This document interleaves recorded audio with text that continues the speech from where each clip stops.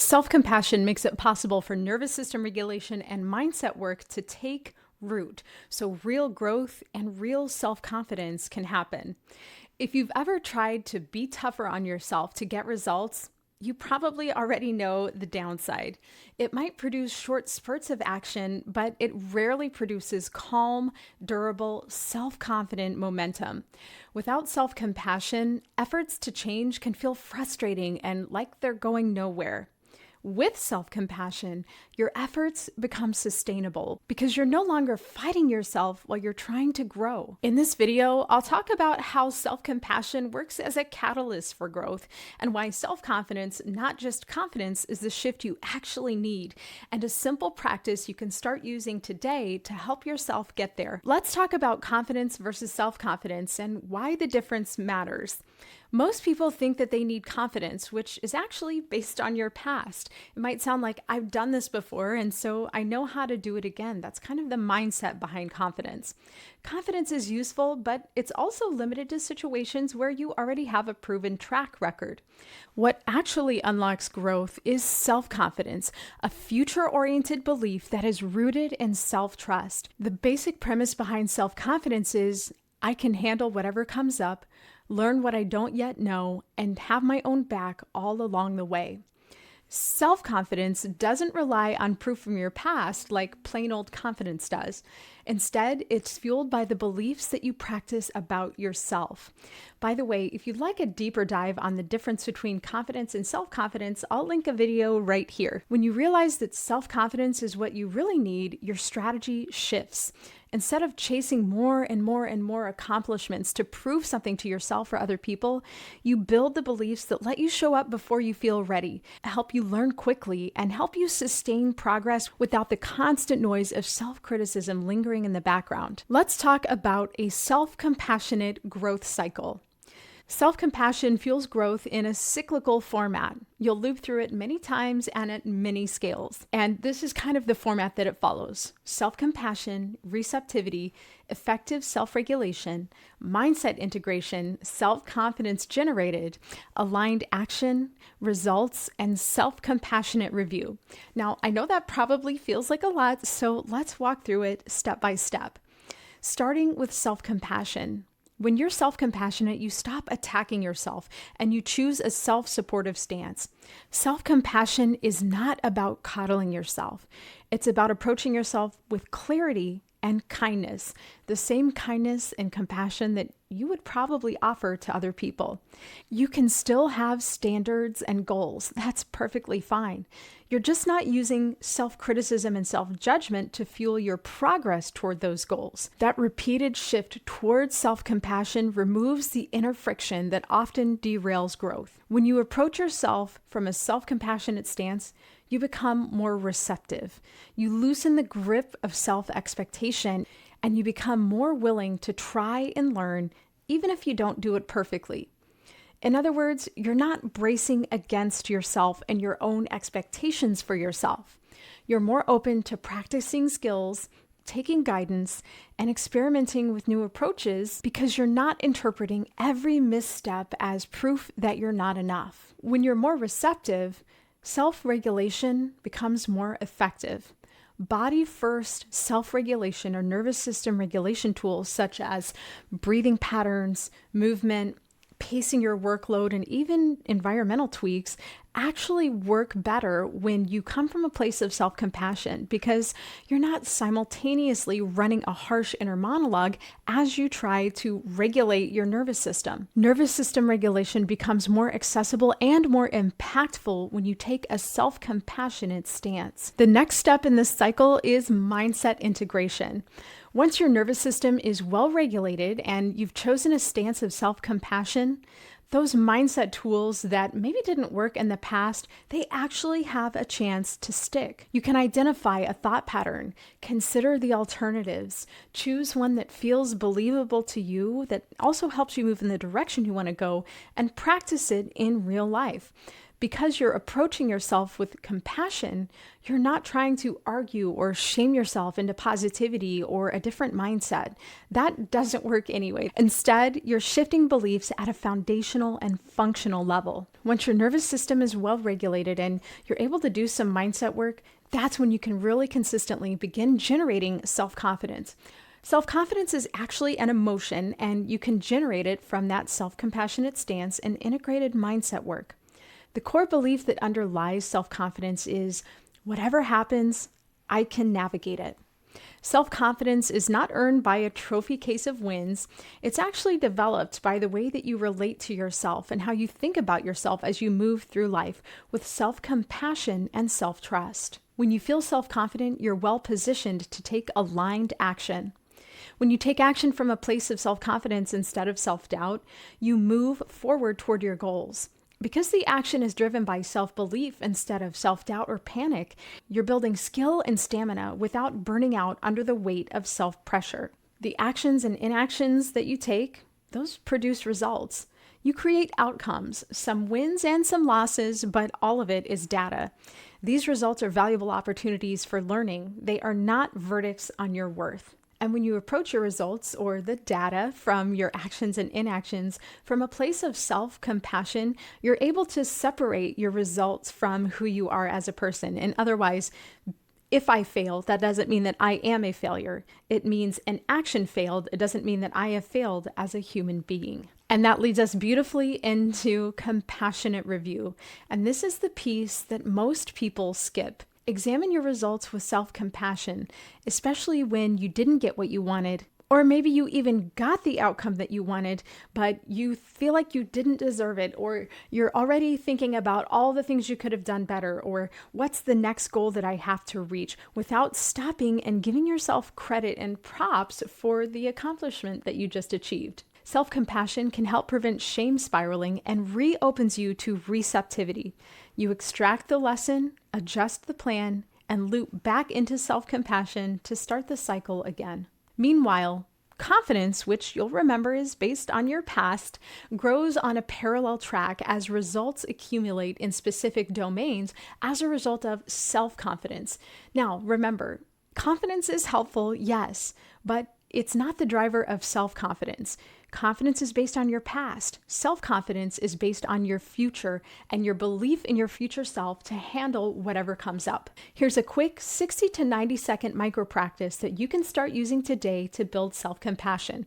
This is great to use anytime you notice self-criticism or hesitation, or when you're trying something new or putting yourself out there and it feels risky or scary. This practice is deliberately simple and practical, and I call it the 4-in micro practice for self-compassion.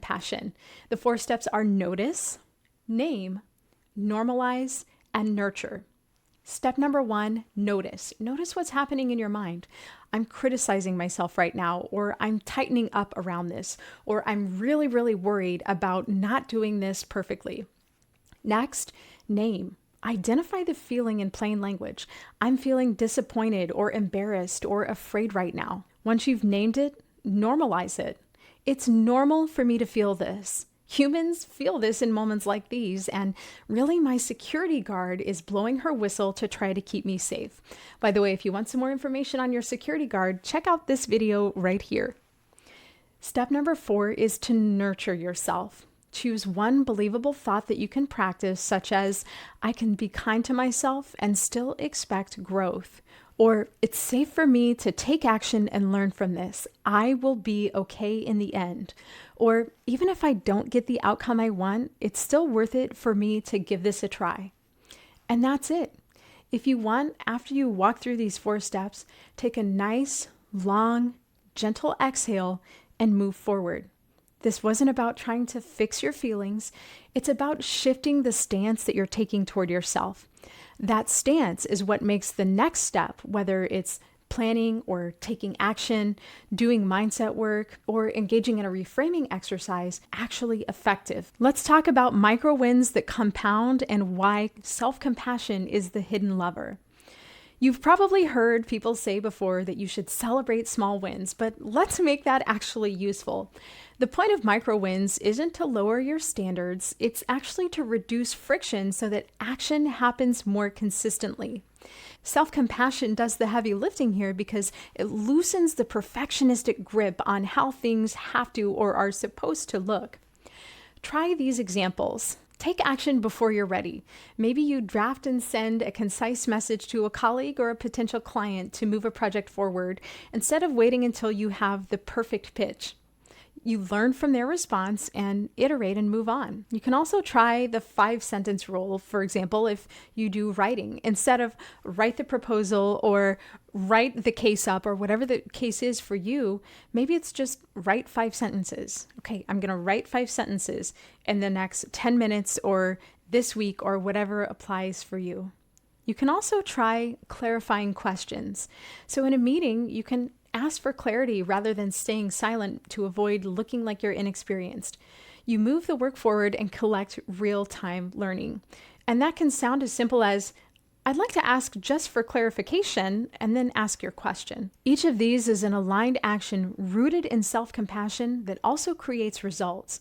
When you review those results with self-compassion, you loop right back into growth without the mental and emotional wear and tear of self-judgment. Over time, your behavior teaches your brain a reliable story. I support myself while I grow. And that is self-confidence in action. Here are a few common traps to watch out for and some self-compassionate reframes. Trap number 1, I'll be kind to myself when I've earned it. Try this simple reframe. Self-compassion is the pathway to earning it. Without it, you burn energy fighting yourself, and with it, your efforts stick. Trap number 2, if I'm gentle with myself, I'll get lazy and complacent. Reframe it like this. Kindness and standards are not opposites. The winning combination is kind and clear with yourself. Be supportive and specific about what you expect from yourself today, this week, this month, and this year. Trap number 3, my results define me. Reframe that as results are feedback, not my identity. You can use my compassionate review process above to extract lessons without collapsing into shame or inflating into denial. Let's put it all together with a quick playbook. So you can start your day with compassion and receptivity by using my 4N micro practice when you notice self-criticism about your calendar, your to-do list, or yesterday's performance at work or in life. Next, fold in nervous system regulation early and often. A brief walk, a few relaxed breaths, or even adjusting your workload pacing.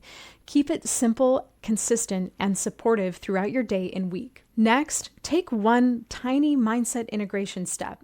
Choose one believable thought to practice today, such as, I can do uncomfortable things in small steps. Use it before a call or during a task and after you finish. And finally, take aligned action from a place of self-compassion. Choose the simplest, most accessible next step instead of the most impressive one or the one that you feel like you should be doing. Finally, record your results in neutral language. That might sound like sent 3 emails, booked 1 call, drafted an outline, found 2 gaps. And then finally, do that self-compassionate review. End your work block with a 60-second check-in. What worked? What's the lesson here? And what is tomorrow's smallest action that I can take to move the needle on my goals? Offer yourself one self-compassionate, nurturing thought, and then let that loop close. Then repeat. The repetition, that is the key because you're building new neural pathways in your brain, and that does take time and repetition. You're teaching your brain a durable and transformative pattern. I meet myself with compassion. I become receptive. My tools work and have a chance to stick.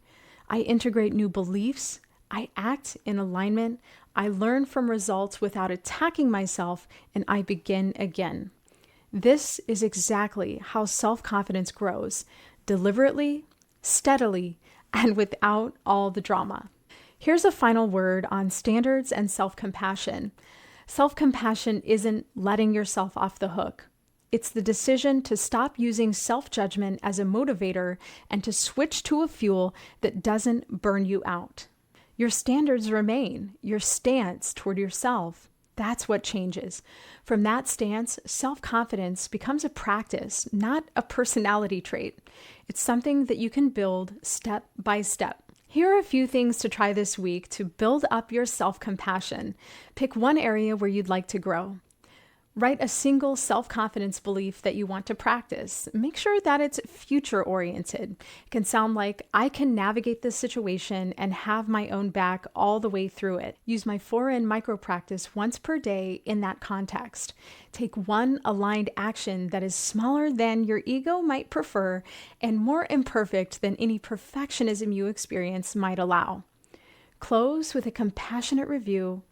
Close with a self-compassionate review and choose an aligned action to focus on for tomorrow. Try that for 5 work days. Watch how your energy shifts when you stop fighting yourself and start partnering with yourself from a place of self-compassion. Now, if you'd like help with building self-confidence and self-compassion step by step, that is exactly what I do inside my signature one-on-one coaching program, the Self-Confidence Edit. In the edit, I help you develop self-confidence beliefs, fold in supportive tools for mindset and nervous system regulation, and translate it all into aligned action that compounds and builds your self-confidence over time. If you're ready to grow in your self-confidence without that inner tug of war, book a free 30-minute consultation and let's see if you're a good fit for the program. If you prefer a smaller step first, you're welcome to browse my on-demand workshops for practical, bite-sized lessons and tools that you can start using today. My name is Amy Shield, and I help smart, capable women feel as confident on the inside as they look on the outside. Thank you so much for checking out my video. I hope you have an awesome day. Bye-bye.